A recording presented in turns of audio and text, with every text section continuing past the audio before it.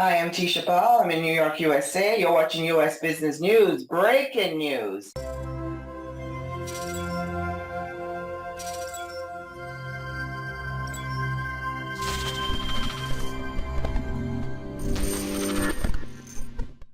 The average American owes $32,000 on a car loan, but they're not investing in the stock market, considering that they live in the richest country in the world. Let's look at some of the top stocks in the United States. Google, Alphabet, their cap rate is in the trillions. Why aren't we investing in Google? It's at 132.72. It's projected to go to 1,000 in 2040. Microsoft, that's at 335.92. That cap rate is what, 2.5 trillion? I'm telling you, we don't have a problem in this country. We're just spending the money the wrong place. You've got to go ahead and remove yourself from debt and go into investments. Directly going into investments. Forget save now. Go and invest immediately. You're not going to be able to pay off your debt.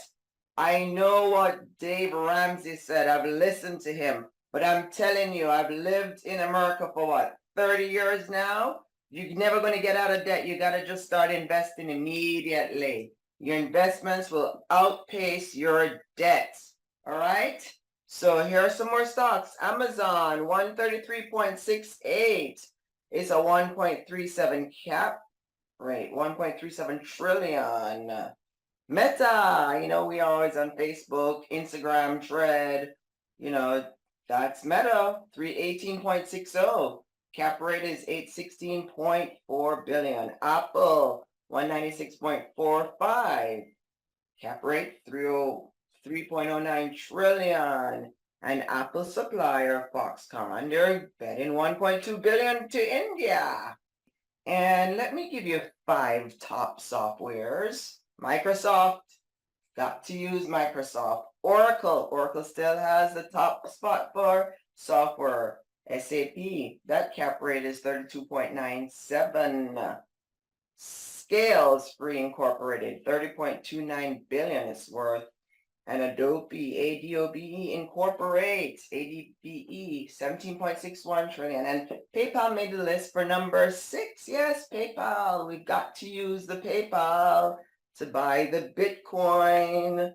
Yes, PayPal is one of the things that you will continue to need. And Adobe, we can't make TV shows or stuff without them. So we're very fortunate. And Wall Street is looking at Uber, Gap, and Caterpillar. Those stocks are doing well. And why are we owing $58,000 average in student loans? We can literally go to an associate school and work 30 hours per week. It worked before, it will work again. So I'm telling people, do not take on student loans just because you want to go to a fancy school. Only do it if you must get a graduate degree, because student loans are not good for undergrad. You'll just never make enough money. I never took them on 30 years ago, and my kids are 9. They're not going to take it on either. What are they going to do? We are going to have them work 30 hours a week, and they're going to go and get an associate degree. Then they'll transfer, like what I did, over to a public college, and then they'll go there for 2 years. Then they have to go grad school, then they'll have on the student loans. They'll take the student loans on. But to take it on in undergrad is not worth it. Here are 3 ways that you can go to college. Either you're going to have to work and go while you're doing your associate, then transfer. Number 2, look for grants. Number 3, look for scholarships. But you should not be looking to your parents to be paying for your college. They have to go ahead and look into retirement. I'm Tisha Powell. We'll be back with more business news. We'll tell you 3 ways to get saved for retirement.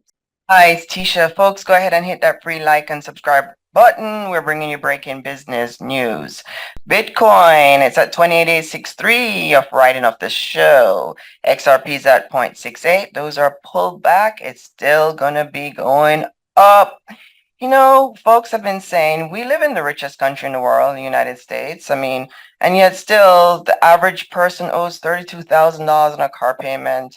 The average person owes $38,000 in student loans. These are loans that you don't need. These are bad debt. There's a difference with bad debt and good debt. Good debt is mortgages And good debt is also graduate student loans, not undergrad. Undergrad is bad debt. I keep telling my 9-year-old kids this. So there are 3 ways that you can get money for retirement. Number one, you're going to have to cut back expenses.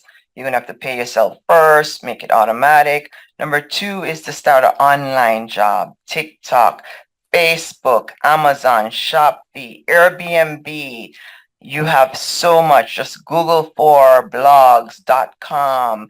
The internet is now a digital asset, which means that it brings in passive income. So the average person is making $3,000 per month on a YouTube channel if they're at 100,000 subscriber and the good stuff. But we're just saying that the internet is where you need to try to get a second job because it is passive. You don't have to be at an office, it's remotely. And there are 2 billion people on the internet daily. And what are they doing? They are looking for opportunities, and some are looking to buy and sell. So that's why we're saying look into the internet. So another way for retirement, so you could bring in a 3,000 and you set that aside. You can also look at cutting your expenses. Have you thought about Airbnb in a bedroom or renting your place out or Airbnb your place out and then moving in with a family member? If that's not an option, what about renting out one of your rooms in your place? So that's what you can do as well. Airbnb is a really good one. They vet the people. I've used Airbnb a lot of times. So those are 3 ways for you to go ahead and save. I'm Tisha Bell. I have 2 more minutes to go. My producer's saying we're almost out of time. Go ahead and hit that like and free subscribe button. And I'm just telling Americans, we cannot focus on the debt. We've got to start investing our money. We live in the greatest country, and I just read to you the cap rate of these stocks in the United States. And why aren't we putting money into the stock market? I spoke to a friend recently. She's 30 years old.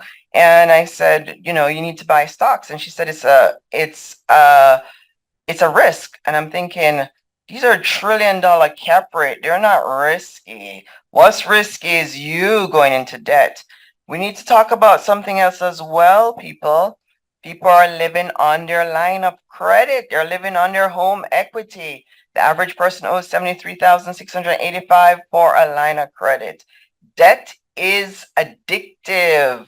So auto loan is 31,142. Student loans another 38,000. Credit card average 15,000. Mortgages 202. So I'm not against the mortgages. I'm against the credit card, the student loans, and the auto loans.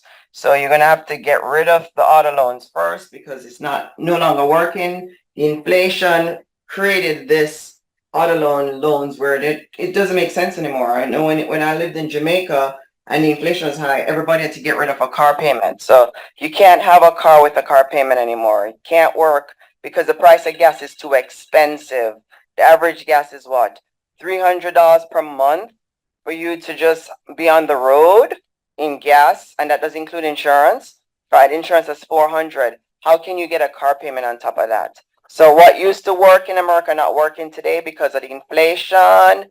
You've got to cut costs. I'm Tisha Paul. We will talk about 3 ways next time to cut costs, 3 ways to send your kids to college without touching your retirement account.